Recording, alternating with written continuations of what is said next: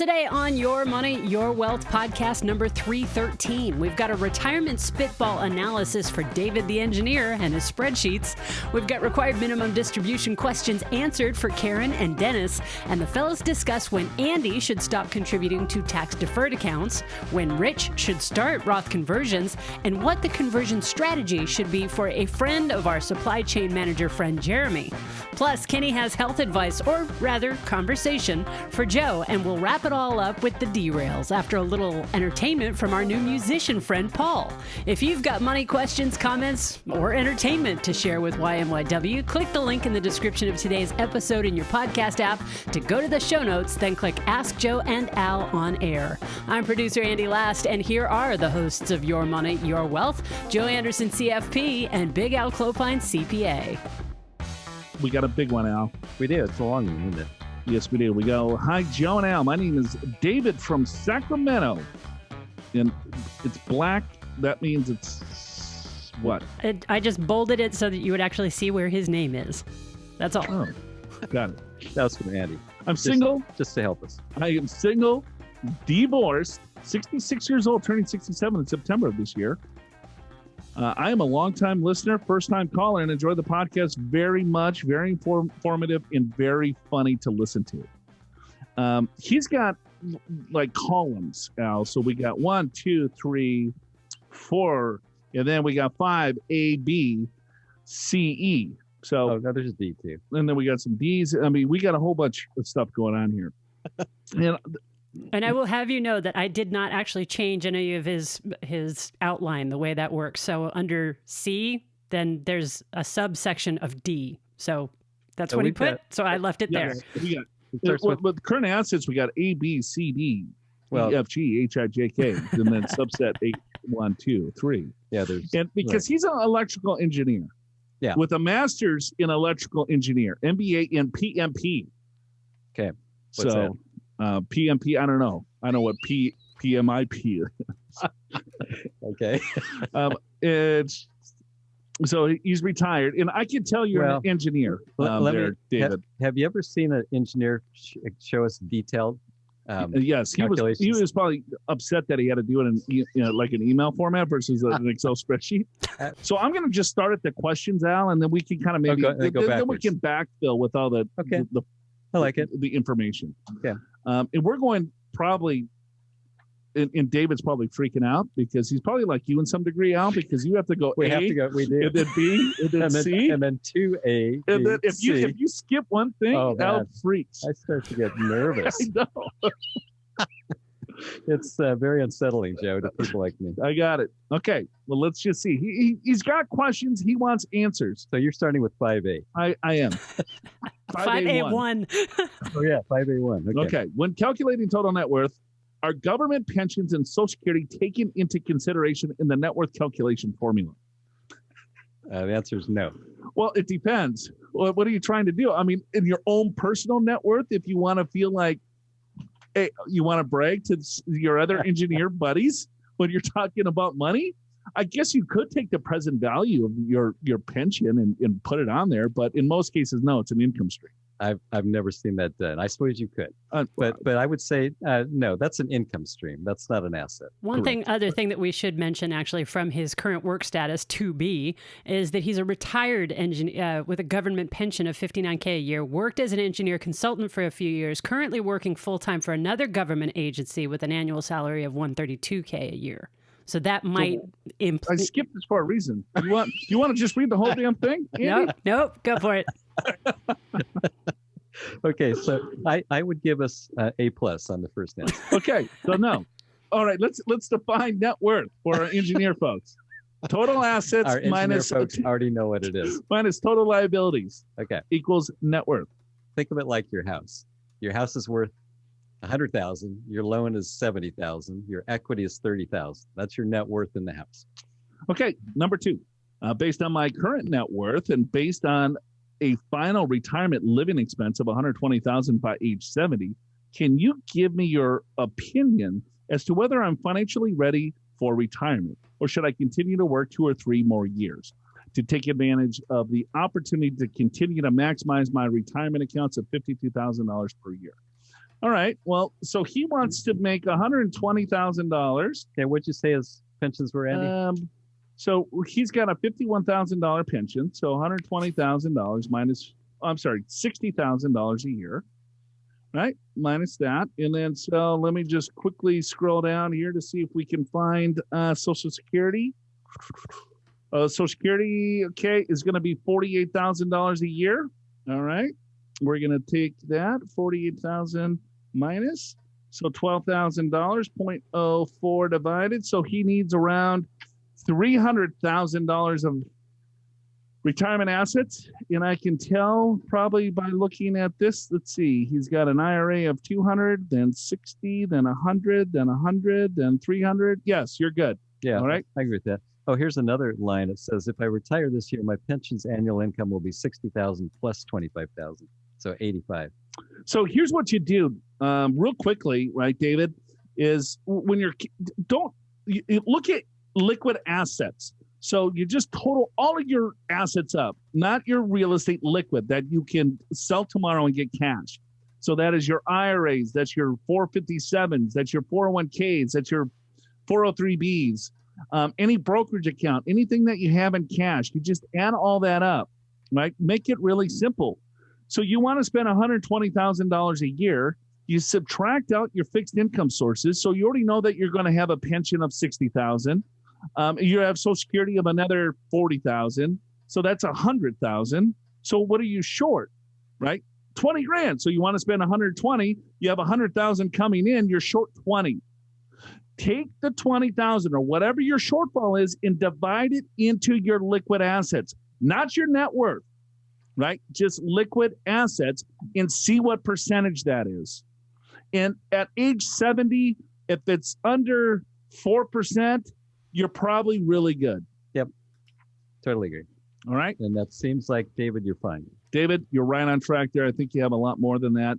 So even being very, very conservative, you're good to go. But I will say, by working just 2-3 more years, saving more, you can have a more robust retirement if you want to. Yeah, I mean, you love working, right? You know, you're tinkering around with stuff. Yeah, David, you're an engineer. Yeah, because let's say you work another year, couple years, 3 years, whatever. You save a lot more. Number one, he's going to save $150,000 more. Your pension benefits may be higher. You haven't withdrawn from your portfolio, so you got more time to grow. So everything works out better. It's just that you may want to retire. If you want to retire, go for it. You got plenty of assets to do it. And income. All right, here we go. Next question. For the last 3 years, I've been making Roth conversions from my IRA and 457 pre-tax accounts. The conversion amounts have been such that I have stayed within the 24% tax bracket.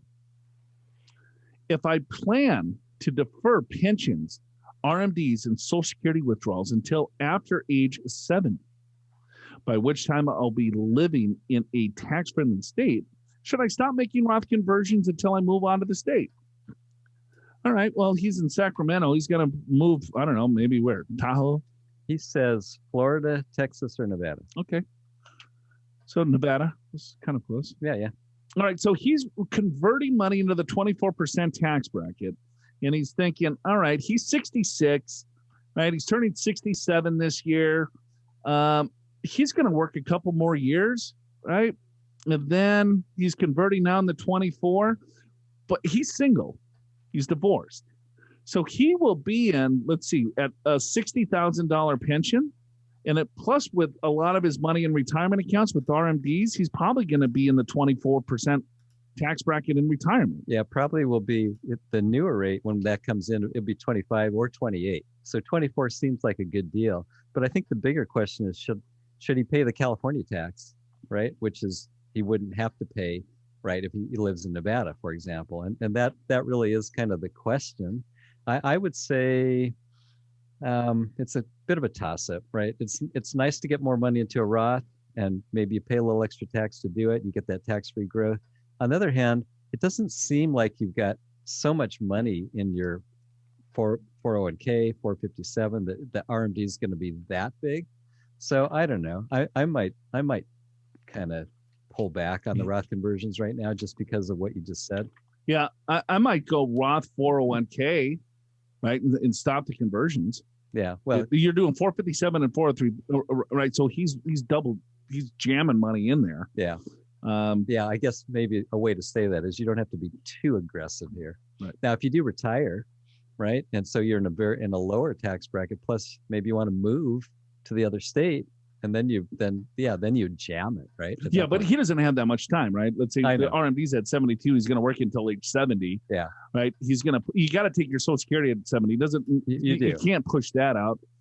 If your pensions, you got to do the calculation to see what your increase in benefit is if you push it out past 70 as well. Right. So there's some calculations that you would run. Yeah. However, he wanted to know if he's financially ready for retirement. We said yes. So maybe maybe he retires now. Yeah. And then if you retire now, it's a great time to do conversions, even if you're in California, because you'll be in a low California brackets. If I plan to retire this year and move to one of the above states and buy a condo, and considering that I will be keeping my existing condo in California as a rental investment, does it make sense to continue the $2,000 principal mortgage payment to my current mortgage? Or should I use that money towards the purchase of my next primary residence, assuming that I can afford monthly payments for both properties, and then I would rent out my California condo? So he's adding a little bit more into his condo now. Should he continue to pay down the mortgage if he's going to keep it and rent it out, or should he redivert that for a down payment or use that to fund his new house? I would do what you're thinking, David. If you're going to keep it and rent it, then I would probably want to have the renters pay my mortgage versus me paying that down, buy the other place, and then you can split the difference there. Yeah, I think I agree with that. I mean, if I'm reading this right, he's got $100,000 in his cash accounts. You want to save a pretty good chunk of that for an emergency cash reserve. So yeah, I think I would be kind of putting money aside for the down payment. And that's the thing about rentals. You don't have to pay off your rental mortgage as long as the tenants are helping you pay for it. That's the whole idea. You're using other people's money to pay off a mortgage so that you basically help your net worth. So yeah, I would agree with that. All right, last question. If I will not continue to work past age 70, and based on my projected living expenses, $120,000 a year in income from the two pensions and Social Security, what should my investment portfolio look like in retirement? What should my pension annual withdrawals should be? Okay, well, first of all, your pension withdrawals is going to be based on what your lump sum versus, or is he calling his retirement accounts pensions like you do sometimes? Yeah, I think he is. Yeah, we would have to get in a little bit more granular, and we've already spent about 13 minutes on this. So I would go with probably a globally diversified, low fee, very tax efficient portfolio. I'm not sure what the mix would be in regards to stock bonds, because we would, of course, need to dive in a little bit more, and we don't give advice on the show. Yeah. So there you go. Yeah, fair enough. All right. No matter which stage you're in life, decisions you make will affect your financial security today and for years to come. Crack the financial code at any age with financial strategies and actions to take in your 20s, your 30s, your 40s, and 50s that'll help you overcome any previous missteps and set you up for a more successful retirement. Download the free guide to cracking the financial code at any age and watch Financial Fresh Start, the latest episode of the YMYW TV show, in the podcast show notes at yourmoneyyourwealth.com. Click the link in the description of today's episode in your podcast app to get there. Got a call from Johnny No Dough. Okay, that sounds exciting. Yeah, I'm sure we can help him out. Let's see. He kept it to one page. Appreciate it. Thank you, Johnny No Dough. All right, we got not a backdoor Roth or Roth conversion question from Denville, New Jersey. Denville. Never heard of it. No, never have. Got it. Have you? No. No. Denville. I've heard of New Jersey. I have. Hey, Big Al, slightly larger than average Joe and Andy. All right. The last of the great podcast producers. Get it? He's doing a play on my name. Got it. He is. I love the show, and it started listening during the pandemic. I look forward to remaining a regular listener onward. All right. So the pandemic brought some good news to someone. Well, it's like there's nothing else to do. Let's listen to podcasts. In 2020, I took out a coronavirus-related distribution, CRD of $11,500 from my Roth IRA. this amount can be considered as withdrawing contributions without penalty. I had that amount exactly in previous years in contributions, and I've had my Roth for well over 5 years. However, I would like the opportunity to pay it back over the next 3 years if I can. Do I need to report it as income if it was a Roth contribution that I took out? If I cannot pay this back in 3 years, am I in the clear because the amount was in contributions, or will I face a penalty? Lastly, I took the CRD out from my Roth IRA and put it in my simple IRA for the previous year, 2019, to lower my tax bracket and taxes owed for my 2019 tax return.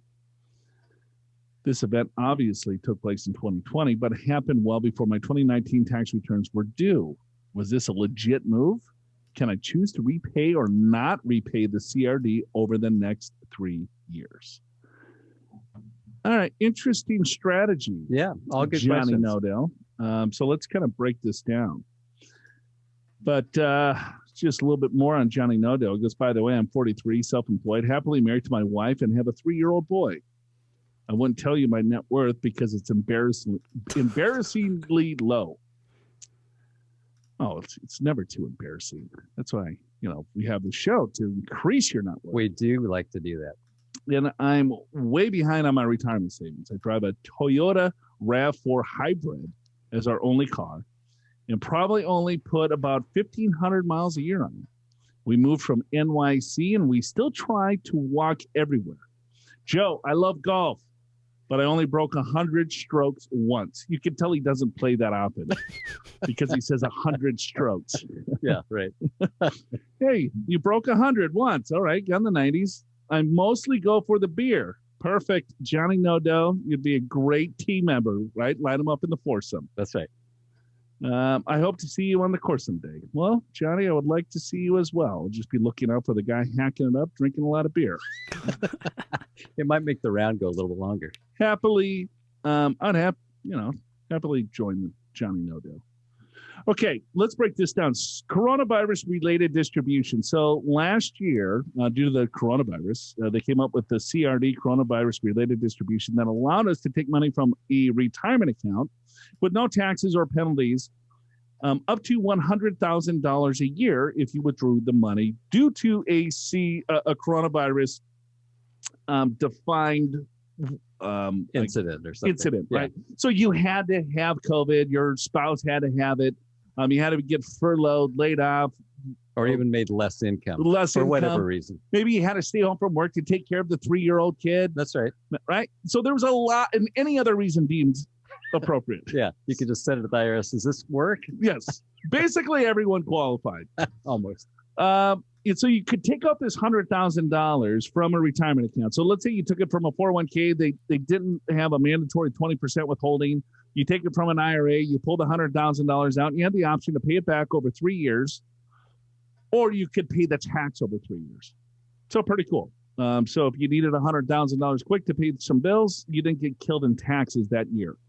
So what Johnny Nodell did, he took $11,500 out. Sure. And he took it out of his Roth IRA. And so with Roth IRAs, you can take money from a Roth IRA that is contributions at any age. Agreed. Johnny's 43, so he's under 59 and a half, but he has access to the principal amount because it's FIFO tax treatment. Yeah. And so that was true whether there's a CRD or not. So he could have just took the distribution from the Roth and said, I'm not paying tax. Anytime. Anytime. Right? Yep. But he was smart about it. He was. He gives himself options. He gave himself some options to say, you know what? How about if I pay this back over 3 years? Yeah. Let me come up with 3 years to get the $11,500 back. Yeah, I'll figure it out somehow. Yeah, he's creative. Because then he took the money and he funded his simple IRA. Sure. Because the max simple IRA contribution now is around $11,500. Yeah. So he reduced his taxable income, but he didn't have $11,500 sitting around. He goes, you know what? I'm going to take it from my Roth. I'm going to classify it as a CRD. I'm going to take the money, fund the simple, and I'm going to pay the Roth back over 3 years. Right. All legal? Yes. All good. All good. Absolutely. Yeah. No, I like that idea, because if he does nothing, he's taking money out of a Roth IRA, right? It's not taxable. Even if there wasn't a CRD, it's not taxable, right? So he can pay it back. He can pay it back over 3 years. He can use the money for anything, including funding a simple IRA. You can fund a simple IRA as long as you're the employer. In other words, as long as it's your company, you can fund that into the following year before the due date of your tax return. Now, if he's an employee trying to fund a simple IRA after year end, it has to come through salary. That doesn't work. So I'm assuming it's his own business, and that's just fine to fund it the next year. So yeah, I would say legit on everything. Yeah, he says self-employed, happily married to my wife. Oh, there you go. Okay. Yeah, you're right. He does say that. Yeah. Very good. All right. So yeah, no, that's all good, and you can either pay it back over 3 years or not, and you don't have to report it on your return because it's a Roth, right? Yeah, there's no taxes anyway. Yeah, right. If it was an IRA, then you would have to report it on your tax return. You would have to pay 1/3, 1/3, 1/3, or pay it all. And if you paid it back, then you would file an amended return to get the money back. Yeah, what's kind of weird, even if you intend on paying the money back within 3 years, you still have to pay 1/3 of the tax in year one, 1/3 of the tax in year two, and 1/3 of the tax in year three, potentially. Chances are, if you pay it back within 3 years, you're not going to have any taxes in year three. So you'd have to file an amended return for the taxes that you paid in year two and year one to get that money back. So it's a little bit of a hassle to do it that way, but you can do it. All right. Very cool question, Johnny Noto. Very creative. So he's taking from Peter to purchase Paul. Is that how that saying goes? Stealing from Peter to pay Paul. Yes. Thank you. Yeah. And then he's repaying Peter back over 3 years? Yeah. Now, Paul back. Here's an even better idea to make it simpler. If you can, try to pay the CRD back by October 15th of 2021 of our current year, because you can extend your return up to that date. And then as long as you paid it back by that date, there's no taxes due in either year, 2020 or 2021. So how about that? In other words, there would be no taxes anyway because it's a Roth. That's true. I agree, but we were on if it were an IRA. Got it. All right. Yeah. No, you're right. As a Roth, it's a moot point. Moot point. We got our good friend Jeremy, the supply chain manager from Cookeville, Tennessee. Did we ever figure out what that is? A supply chain manager? Yeah, he buys the supplies. He manages the chain of supplies. Yes. And remember, he's also got a kayak side hustle. Oh, that's right. Yep. It's Cookeville, right? Not Cookerville? Correct. Cookeville, yeah. It's only taken half a dozen emails from Jeremy to get that right. Al, Andy, and Joe in alphabetical order. Sorry for the Roth conversion question, but it just came up and I thought it was worth asking. So this guy, anything that pops into his head, what does he do? Yeah, he writes us an email. Yeah, even if it's his friend. It's like, I don't know. You know what I'm going to do? I'm going to ask Joe now. Yeah. Makes for good content. You're a supply chain manager, Jeremy, right? You're a manager. You can figure some stuff out on your own here. Yeah, just Google it. That tells you a lot of stuff. I was just thinking about something in the middle of the night. I thought I would email Joe and Al. It was about a Roth. I dreamt about a Roth, and I thought, oh my gosh, I got to ask this guy. God. I have a friend who's not working. Okay, sure, Jeremy. You got fired. Oh, how many times I might know somebody that. I'm not asking for me. I'm asking for a friend. He plans to work. He plans to return to work at some point, but did not work for most of 2020 and may not earn any income at all in 2021. I wonder if he was a supply chain manager. I think he was. Yeah. I believe he was. Right. My question is, if he has no income in 2021, can he do a Roth conversion up to the standard deduction plus the top of the 0% tax bracket and pay no tax? If my info is correct, that'd be $22,000. $12,400 is the standard deduction for a single person, plus $9,875 is the top to get to the 10% for someone filing single. Originally, I was curious for his situation, but if that's how it works, then maybe it might be something I would consider.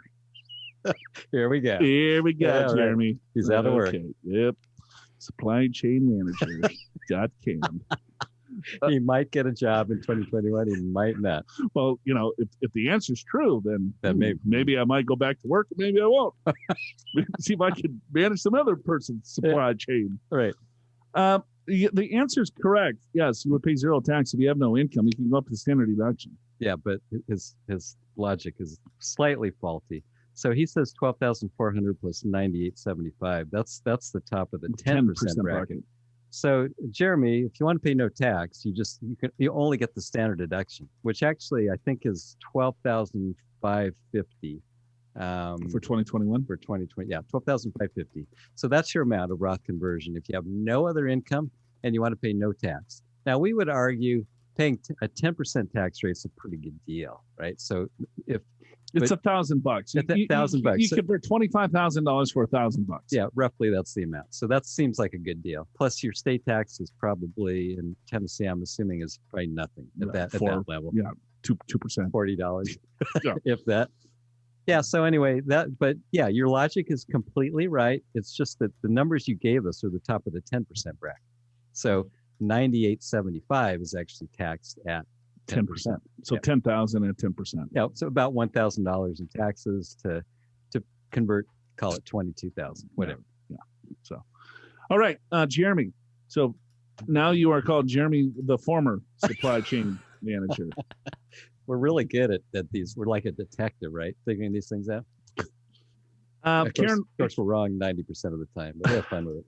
Karen writes in. She goes, "Dear Joe, Alan, Andy, will the IRS ever require substantiation of the basis on Form 8606 when I start my RMDs?" Ooh. I'm going through my files and I realize that I do not have any of my forms, 5498s, or even all the copies of the brokerage letter showing my contributions. So here's Karen's issue. She's got all these forms dialed, Al. The 8606, the 5498. And RMD. It's like, wow. You're talking financial lingo. Yes, I like it, Karen. Yeah, I do too. So she's got basis in her IRA, I'm guessing. Yeah, so in other words, she's making an IRA contribution, probably done it for many, many years, and she did not get a tax deduction. And so when that's the case, as you start pulling money out, some of that money comes out tax-free because you never got a tax deduction, right? So that's the idea. And the IRS has this Form 8606, which you capture that amount. You're supposed to do one each and every year. And last year's amount gets added to this year's amount, which then gets added to next year's amount, and you keep on going. So the question is, what if she didn't do an 8606? Karen, I would say almost nobody has a complete 8606 tax filing library, if you will. So just do your best. Do your best job to come up with it. If the IRS would only ask about it if they audit your return and they suspect there's something wrong. So file an 8606 on this year return with your estimated basis of what you believe it is. That's right. And every question, then show your calculation to the IRS. That's all. Joe and Al will go into more detail on when you have to take required minimum distributions and how much those RMDs need to be in just a little bit. In the meantime, have you attended one of Joe's free digital workshops on taxes in retirement yet? You'll learn how to take advantage of tax-saving opportunities available to you in 2021 and find out how recent tax legislation impacts you, your family, and your retirement savings. And if 45 minutes isn't enough, park yourself in front of your computer for a 2-day digital retirement class. You'll learn how to calculate your financial needs in retirement, the different types of retirement accounts, Social Security, taxes, investing, stocks, bonds, other asset classes, insurance, estate planning, and more. Click the link in the description of today's episode in your podcast app to go to the show notes and click Retirement Classes to register for either a 45-minute Taxes in Retirement webinar or a 2-day digital retirement class. I've got Andy. He writes in. Goes, Andy, Joan, Big Al, frequent listener, frequent viewer, new twist on saving for retirement. If taxes are going up and 401s are exploding, when does it make sense to stop saving in a tax-deferred fund? As always, one should always fund an HSA and invest per their risk tolerance. As always, Al. Yeah, don't you know that? That's a fact. If you don't invest in an HSA, you are missing the boat. There's a problem with your thinking.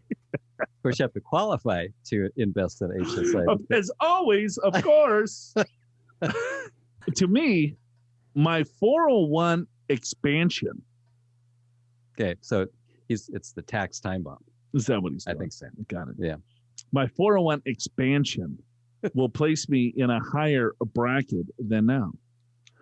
I still use them as my field is a target for lawyers who, what the hell? To me, my 401 expansion will place me in a higher bracket than now.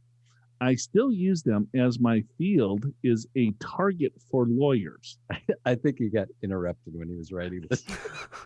And he started writing. Is he saying that his 401k might be subject to lawsuits because of the field that he's in? I still use them, maybe period, as my field of employment is a target for lawyers. No, I think I think Andy's right. He's saying if he has a big 401k, he might get sued because lawyers would go after it.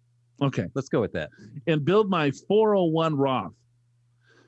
The lawyers could go after that too. This risk is larger if my ex-wives outlive It doesn't say ex-wives.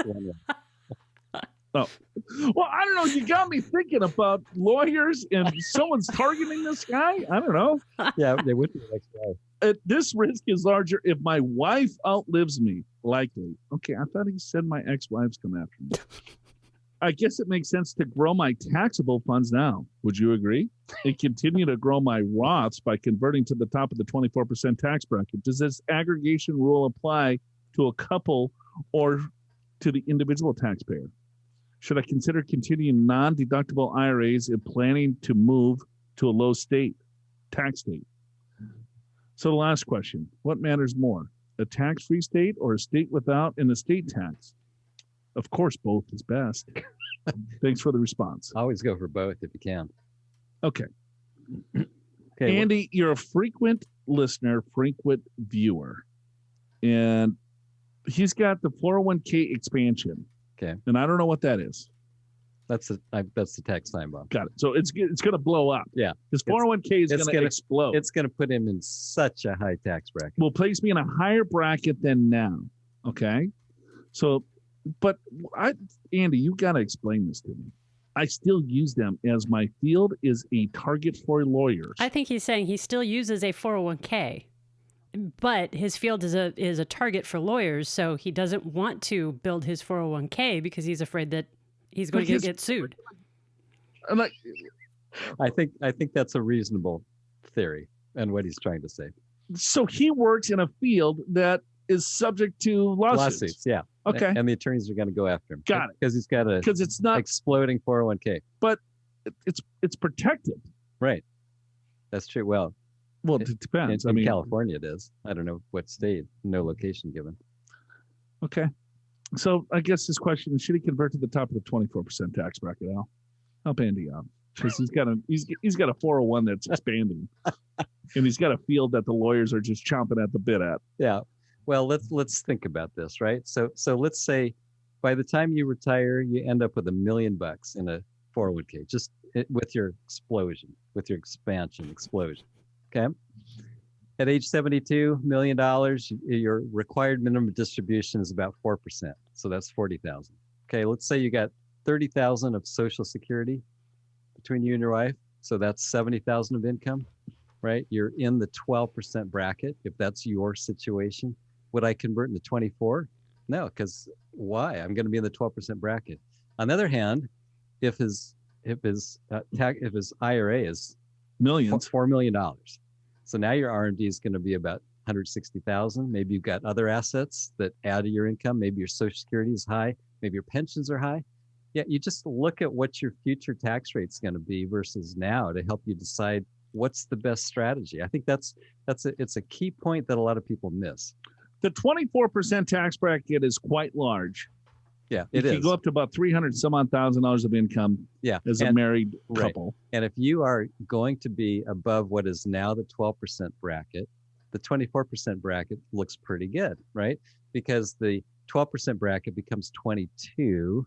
That's what it is now. In 2026, it will become 25, right? So you just do a little math to figure out what bracket will I be in, and that'll help me decide what bracket to convert to. So the only reason you wouldn't necessarily convert to the top of the 24 in his case is if he's going to be in a much lower bracket, right? or he's got no money to pay the tax. I mean, there's several reasons why he wouldn't do it. So we don't have enough facts here, but that's kind of the thinking on what you might want to do conversion wise. No, I don't know. Andy might be a big shooter here though too, because he's worried about estate taxes and he's married. So Yeah. you need an estate over 25 million, roughly. Currently, yeah. That may go down to 10, but we'll see. Right. So if you have an estate under $25 million, It's more like 23, but I'm rounding now. close enough. I'm rounding. Anyway. Yeah. If you have an estate under that amount, let's say 20 million. Okay. I'll round on the lower end. Yeah. So Then you're good. Don't worry about estate taxes. If you have an estate over $20 million, then you got to worry about the estate tax. So then there's strategies to zero out the estate tax. I would much rather live in a zero tax bracket state, but then you're choosing some states that maybe I wouldn't necessarily want to live in. well, although some states do still have an inheritance tax, like Oregon, for example. Minnesota, I believe, too. Yeah, yeah. So I don't know. I mean, it's pretty low in Oregon. I think if your net worth is like $1.5 million or 2 million, they start assessing an estate tax. So yeah, consider that. Which is better? It depends on your situation, right? If you have a high amount of assets but a very low income, then favor the state that has no estate tax. Right. If it's the opposite, then go for the I'm just going to give a tip for our listeners here. All right. There's the extreme, such as David, that wrote a 15-page synopsis of his overall situation to the details of the ticker, what the hell he's got. Yep. That's a lot of reading. Yeah. And no one really wants to hear to that type of detail. But Andy, on the other hand, is not given enough detail. a couple of missing facts. And so when you're curious about your 401k expansion, Give us some idea. just say, hey, I got a $20 million retirement account that's going to blow up. Or- Then we'll be like, okay, now you've got issues. You can just yeah. give us round numbers. Or tell us you're 50, you're going to work for another 15 years and you're max funding your account. My current balance is $2 million. And it's $1 million. Then we can go, all right, so that means you're probably going to end up with 3 or 4 million, whatever. But we got some people that are like, you know what? They come in, they listen to the radio show, they do whatever, they watch one of our little workshops, and they're like, Joe, I got to stop paying this much in tax. And then I look at their tax return, and they paid like $1,500 in tax. I mean, we've had people that come in and say, what'd you come in for? What? To reduce taxes. And we look at the tax return. Zero. There's no tax. There's no tax. Didn't even need to file.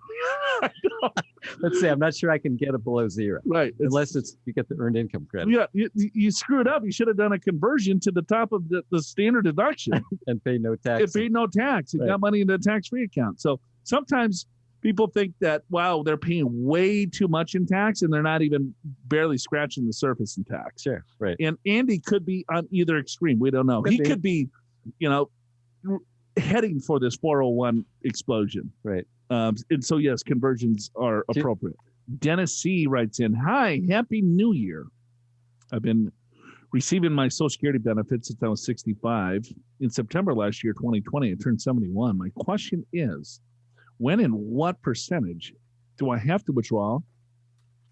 What percentage do I have to withdraw part of the money from my IRA 401k? Thanks for your time and work. Okay. I swear I've not been drinking. And I am reading exactly what they wrote. My question is, when and what percentage do I have to withdraw part of the money from my IRA 401k? Thanks. So I'll translate. I think he's asking when he has to take a required minimum distribution, which, by the way, is at age 72. Then you have to take a certain percentage out of it. Okay. And all he's talking about, he goes, I've been getting my Social Security benefits. Things are great. When I turned 71, what percentage? Yeah. So the percentage is 0 because there is no required minimum distribution. That changed. It used to be 70.5. Now it's 72. But Joe, at age 72, it's about 4%. 4%. Roughly. Yep. And by the way, just for fun fact, at about age 78, it's about 5%. So the percentage goes up as you get older. Rich writes in from Long Island. You're going to love this one. Okay. Cool. Good day, CPA. CPAL. Oh, nice. It's to me. I would like to know if I should start Roth conversions. Oh, imagine this. There we go. All right, way to go, Rich. Below is a list of the facts. I'm 53 and spouse is 52. Married, just a gross income, $140,000. $1.2 million in retirement account. Wife and I will receive Social Security in 2 pensions, which would be about $30,000 combined. We currently live in the overtaxed state of New York and will be moving to North Carolina when we retire. I drive a 2020 Volkswagen Tiguan? Tiguan? Tiguan. What's that? That's like an SUV of some sort? Looks like it, yeah. Maybe a family little. Oh, it's the Jaguar. Oh, and a Jaguar F type. F-type. That was a gift. And a 2017 Jag F-type. Hello, Andy and Jim. Who's Jim? Oh, Rich. Anyone that drives a Volkswagen Jag is. Well, the Jag was a gift. Got it. Yeah. Got it. He wouldn't have bought the Jag. Understand. He's frugal. Ooh, Right. the Oh, F-type Jag is pretty. That's a cool one. Oh my God. Let's erase that thing. And it was a gift. Who gives It a was. Jag? I don't know. That looks like a race car. I could see Rich cruising around Long Island in that thing. Right. Well, okay. Probably has a mullet. Since he asked me, I'll answer it. Probably. Yeah. Guaranteed Rich has got a mullet. Okay, Jim. Okay. So at any rate, he's got 140,000 of adjusted gross income. Standard deduction puts him at about 115,000 taxable income. Married, so he's in the 22% bracket. So then you fast forward. All right, what's he going to be in when he's retired? At least we got a few figures here, right? 1.2 million at age 53. I don't know how much longer you're going to be working, but I'm going to guess you'll be working at least 10 more years. I mean, just as a guess, that 1.2 million by the time you have to take required minimum distributions could be, with funding right now, probably could be 4 million, 5 million. Oh, you got your calculator out, Joe. I'm going to say 5 million just to put a number in. How much do you think he's saving? Well, I don't know. He's got 1.2 million at 53. That's pretty good. So he's Right. probably putting 20. Yeah. So 40,000. Yeah, let's call it that. All right. Yeah, it's about $3 million. That's 6%. Oh, that's for 10 years? For 10. Yeah. Yeah, but then to age 72, it's going to be 5 or 6, right? Yeah. Well, that's just 10 years. Yeah. Anyway, And present value of that. So you want to go 53, another 10 years on top of that at 6%. Future value is 5.3. yeah, 5.3. So let's say it's 5 million. So your RMD is about 4% of that, 200,000. Now, But he's going to spend. We don't know when he's going to retire. no, of course not. There's a lot we don't know, but I'm just sort of going through the math on how you figure this out, right? And so then if you're a couple 100,000 of income, right, plus Social Security pensions of 30,000, now you're 230. Standard deduction, you kind of figure out, all right, so my taxable income is going to be about 200,000. What's 200,000 going to be like in 20 years? Of course, there we have no idea, but I'm going to guess probably 25% bracket if I'm just guessing, right? I would say, let's just say, call it 200,000 future value. Let's say that's 20 years, 3 discount 110. Yeah. So give or take. So yeah, I do like the idea of converting because I think it's a low enough tax in the 22% bracket. The only downside is you're in New York, which is a higher tax. So you just have to factor that into your thinking. We don't really have enough facts to give you the right advice here. And we don't really give advice anyway, but that's kind of the thinking of how you put this all together.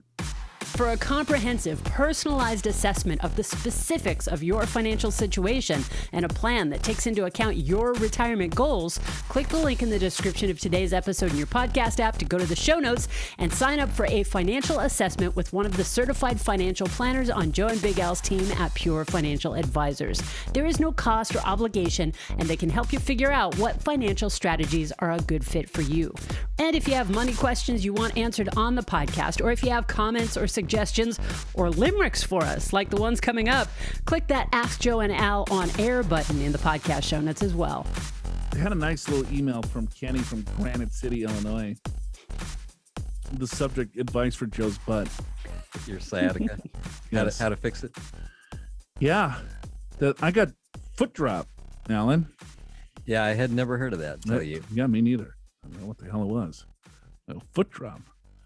This hello, Andy wanted to share some information in regards to Joe's hip sciatica. Hip sciatica is sometimes referred to as wallet syndrome. Now that's Big Al. I still in that fat wallet. I got that. Big Al's got that wallet syndrome. That's why we call him Big Al, big fat wallet. I didn't get drop foot though yet. No, you'll get it sooner or later. In there, it's foot drop. Foot drop. What I call it? Drop foot. Drop. It's something entirely different. That's like football. Yes, it's drop foot. And therefore, an appropriate topic for YMYW. Of course it is. If you got a big ass wallet, that's why you're calling us. Don't sit on it. So Kenny from Granite City, he had a pretty bad case of it a few years ago. He goes, the cause for me, I think, was that I was spending too much time on a stationary bike with the seat too low. It can also be caused just by sitting too long. So when Kenny wrote this in, so I got a Peloton, Alan. Yeah. Right? Because I used to do spin class all the time at the gym. Yeah, sure. Well, the gym no longer. Close, so you got a Peloton. So you do it at home. Yes. Do you get the one where the people tell you, keep going, you're doing great? Yeah, I just turn them off and then I listen to podcasts. Got it. Yeah, because it's super annoying. Yeah, I think the first time it'd be all right. Yes. But after that. Oh my gosh. And then they sit there and then they sing along with the music. Yeah. I'm like, oh my God, if this girl sings one more lyric of this song, I'm gonna kill myself. All right. Then she they does dance it every single time. every time. Then they stop and they dance and they lip sync to the music, and it's like, oh my God. Right. It's just, it's very frustrating. Sure. It's very annoying. So I don't listen to the people. Got it. Right. And so what I do, Alan, is I jam the thing up like to 90%. So you try to do an hour workout in 20 minutes? No. I still do 45 minutes to an hour. Okay. But I like the hill climbs versus like up and down. Okay. We got another hill coming. Right. Oh, you can do it. Take a break. Okay, let's go. You just go for it. 1, 2, 3, 4. Up and down to bata boom. I should be a spin instructor. You should. That's pretty good. Yeah. So I just crank the thing and I sit down and I grind it just out. Go for it. Yes. And I sweat my ass off and it's a really good workout. Yeah. But except for the sciatica. Except for now I can't walk and I got foot drop. So the problem isn't golf, it's actually your Peloton? I believe so. I don't know. I'm just is Kenny. If Kenny's a doctor, I'll pay him a referral fee. Hold on, let me finish. There we go. Okay. All right. So he's got wallet syndrome because sometimes if you sit on that big fat wallet, well, I don't sit on a wallet. I keep my wallet in my front pocket. Yeah. So I'm good there. You're good there. So Joe may move his wallet to the front pocket because it's small. Yeah, or consider thinning it. You got a small wallet. It's very small. It's a very small wallet. So I compensate in other areas. Got it. If he's not already on what? Nothing. Keep reading, please. I wasn't even going to say a word on that one. You guys are so wrong. Well, you just Joe may move the wallet to his front pocket if he's not already, or consider thinning the wallet up a bit through the purchase of more Star Wars helmets. Because you like to buy Star Wars stuff. Oh God, I love Star Wars helmets. I'm gonna buy a couple more. Bought a new. I want the Boba Fett one now. Oh yeah, the Mandalorian. Right, that'd be good. Yes. Note that the cause of the pain may vary. Well, be a lower back issue. I overcame mine by visiting a chiropractor, raising the seat on my stationary bike, and doing back bends over a yoga ball. Please understand, I'm not a medical professional, and the comments above are simply some guy having a conversation. It should not be taken as advice. We don't give advice in these emails. Love it, Kenny. Killing the game. Got it. So yeah, I appreciate that. Yeah, I went to the had an MRI. That was an interesting experience. Yeah. Super interesting. It's kind of like being in a coffin, in a tomb or something. Coffin. Did your head go in the machine? Yeah, it did. Full in there. But yeah, lots of noises. freaked me out a little bit, but I was okay. Right. And so found out I wasn't claustrophobic. Came back, L4, L5 is a little jacked up. So I got to figure some stuff out. So it sounds like, why don't you raise the seat on your Peloton? I think I'm going to do that. Yeah, I think that's a good idea. Maybe not 90% for 45 minutes every single day. Well, it's 5 days a week.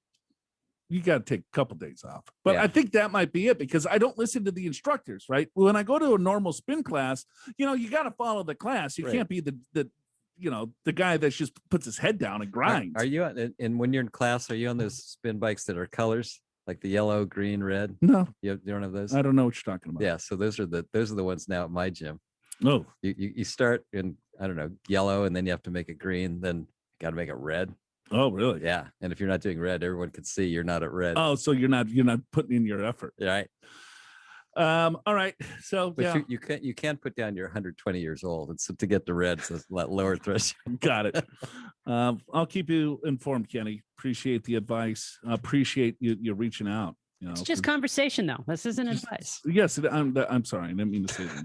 Appreciate the just a couple of kids, right? Hanging out, having a couple of Coors Lights, talking about Peloton. Right.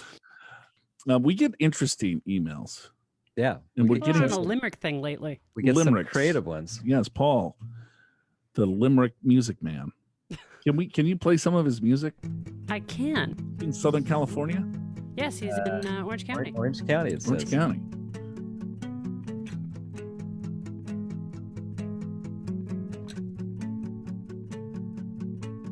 We can sail around the world, land a man on the moon, string and 2 tin cans, soon a telephone. It's not like years away,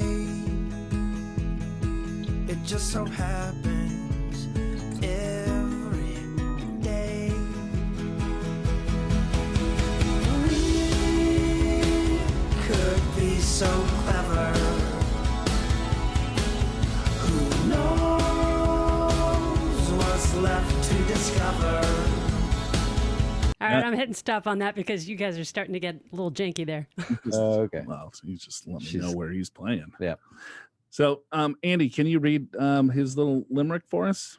Yes, he says, Big Andy, Alan Joe, I'm a singer-songwriter and solo acoustic performer in Orange County. Thought I'd make up a limerick to show my love for the show. Here goes. There once lived a single with no dependents who was saving for retirement with a vengeance. While investing in stocks, he listened to your talks and never missed being in attendance. Thanks for what you do. Keep up the good work.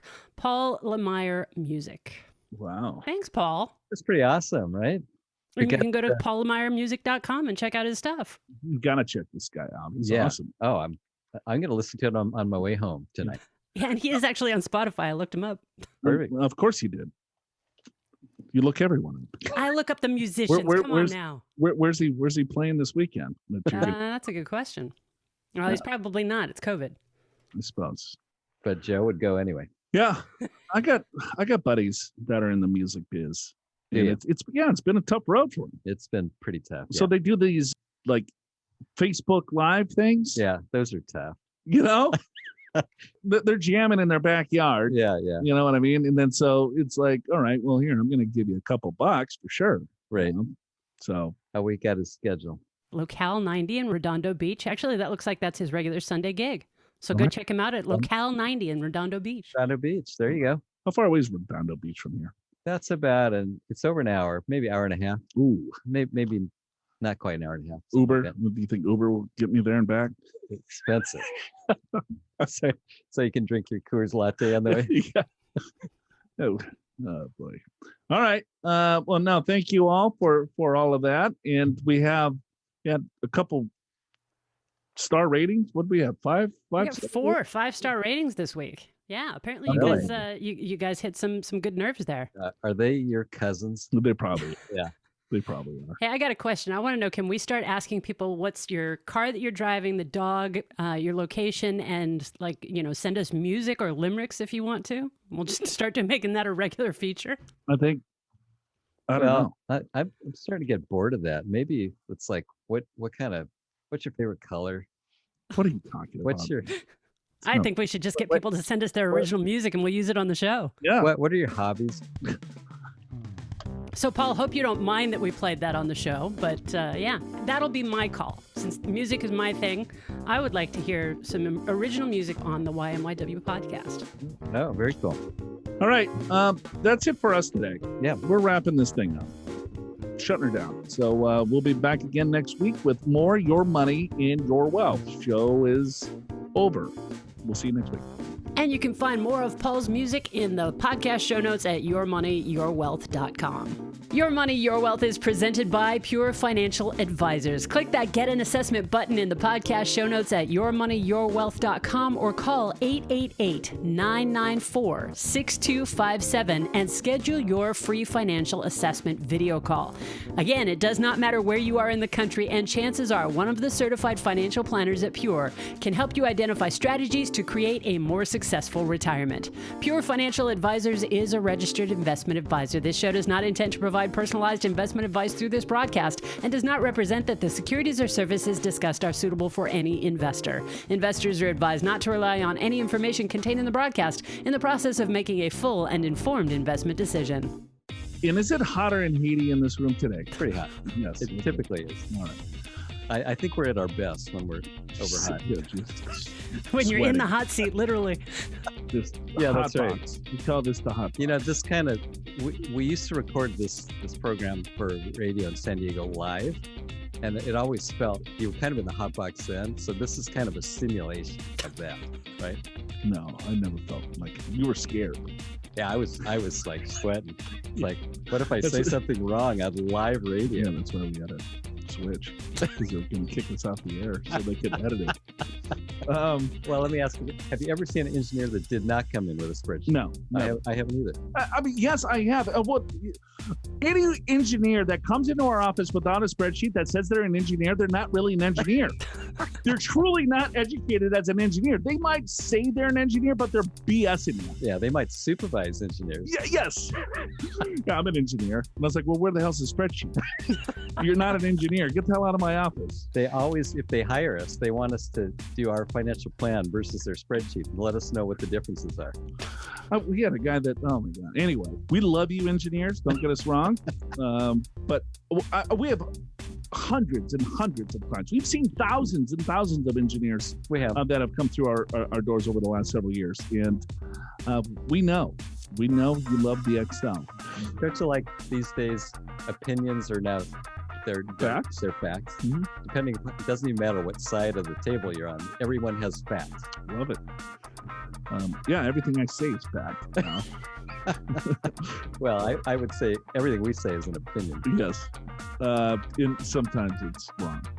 Do you remember the guy that came in that was like the Old Spice Yes. guy? Yes. And he came in, he was, oh, Joe, wow, I got to talk to you. I've got such a big problem. I've got so many assets. I don't know what to do with. And we started going over stuff, and he had like $4,000. Right. He had 15 accounts and there was like $4,500.